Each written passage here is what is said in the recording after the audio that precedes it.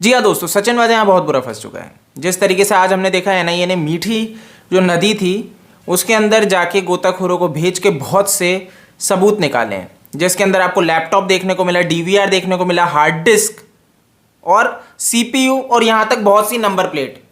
तो बहुत ही गंभीर है ये कि किस तरीके से महाराष्ट्र में, मुंबई में एक नदी के अंदर सबूत दबा रखे हैं, छुपा रखे हैं। अब ऐसे में देखो एक सवाल खड़ा होता है जो सबसे मेन है कि क्या सचिन वाजे आज जो इतनी चीजें बता रहा है एनआईए को रुक रुक के, नॉर्मली तो ये मानने को तैयार नहीं है मैं गुनहगार हूं, आपको बहुत क्लियरली बता दूं, इसने अभी तक नहीं माना है एनआईए के सामने। और एनआईए के सामने सबसे बड़ा सवाल ही है कि भाई एक तो वो स्कॉर्पियो क्यों रखी और एक छोटा सा मामूली सा एपीआई कैसे ऐसा कर सकता है। तो उनको बिल्कुल है कि कोई इसके पीछे बड़ा व्यक्ति है जिसका हाथ है, तो उसकी तलाश है एनआईए को। लेकिन सवाल अब यह भी है कि क्या सचिन वाजे आज जीवित नहीं होता, उसकी मृत्यु हो जाती अगर एनआईए उसे गिरफ्तार नहीं करती। तो ऐसा क्यों कह रहा हूं मैं, अगर आपको ध्यान हो कि ये सचिन वाजे ने एक व्हाट्सएप स्टेटस लगाया था जिसके अंदर वो यही बात कर रहा था कि किस तरीके से उसको पहले भी फंसा दिया गया था सीआईडी के द्वारा और अब फिर उसके साथ ऐसी स्थिति की जा रही है। तो क्या ये संकेत था सचिन वाजे का कि अब वो भैया इस जीवन को छोड़ने वाला है, या फिर उसको ये लग चुका था कि उसके पीछे अब आएंगे क्योंकि वो फंस चुका है बहुत बुरी तरह, तो अब उसका भी नंबर आएगा। तो इसके पीछे क्या पूरा था मामला, इसी के ऊपर भी एनआईए भैया जांच कर रही है, पूछताछ कर रही है। और एनआईए ने उस दिन जो आके उसको गिरफ्तार किया ये बहुत ही अच्छा रहा, नहीं तो आज सचिन वाजे ना होता और मनसुख हिरेन की जैसे मृत्यु हुई, ना उसकी गुत्थी सुलझ पाती, ना भाई एंटीलिया बॉम्ब स्केयर केस जो है इसमें कुछ आगे डेवलपमेंट हो पाता, और ना ही मैं आपको बता रहा हूं सुशांत सिंह राजपूत के केस की तरफ जो एक आस जगी है वो जग पाती। तो अब क्या है कि सचिन वाजे की गिरफ्तारी से एक चीज पता लगी, तो अब एनआईए को वो जो 3 डॉक्टर थे जिन्होंने भाई पोस्टमार्टम किया था मनसुख हिरेन का, अब उनसे सवाल जवाब करेंगी। एटीएस पहले कर चुका है और एटीएस ने जो सवाल जवाब किया उसकी रिपोर्ट भी उनको दे दी है, बट एनआईए चाहती है कि वो खुद जाके एक बार उनसे सवाल जवाब करे और पुष्टि करे, क्योंकि वो वेरीफाई करना चाहते हैं चीज़ों को। और सवाल उनके सामने यही है कि आखिर किसके कहने पे, दबाव में, और सचिन वाजे क्या स्पेशल था क्योंकि ये भैया पोस्टमार्टम के लिए वहां पे गया था थाने, जो कि उसका ज्यूरिडिक्शन नहीं था क्योंकि ये मुंबई में भाई सीआईयू है, और थाने में जहां पे भाई पोस्टमार्टम हुआ वो आउट ऑफ ज्यूरिडिक्शन था, लेकिन तब भी वो वहां पे जाता है, वो भाई डॉक्टरों से मिलता है। और मनसुख हिरेन के जो परिवार है उनका आरोप है, क्योंकि ये भाई से भी मिला था वहां पे हॉस्पिटल में, मनसुख हिरेन के जो भाई है विनोद हिरेन, उनसे भी मुलाकात की थी। तो उनका बिल्कुल आरोप है कि सचिन वाजे ने डॉक्टरों से मिलके पोस्टमार्टम रिपोर्ट में छेड़छाड़ की है, उसको गलत रिपोर्ट बनवाई है। तो इसी में भैया पूछताछ होने वाली है इन डॉक्टरों से भी कि भाई आखिर क्या पूरा मामला रहा, आखिर क्या आपको किसी ने दबाव बनाया, कौन कौन लोग आए थे, क्या पोस्टमार्टम का वीडियो है नहीं है।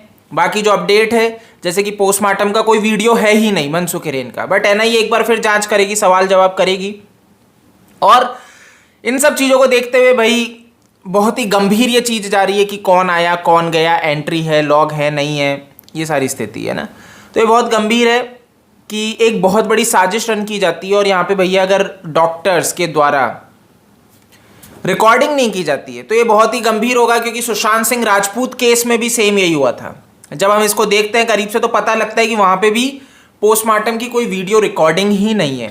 वहां पे भी हम देखते हैं भैया पुलिस वालों के द्वारा आनन फानन में सेम डे रात को ही करवा दी जाती है पोस्टमार्टम।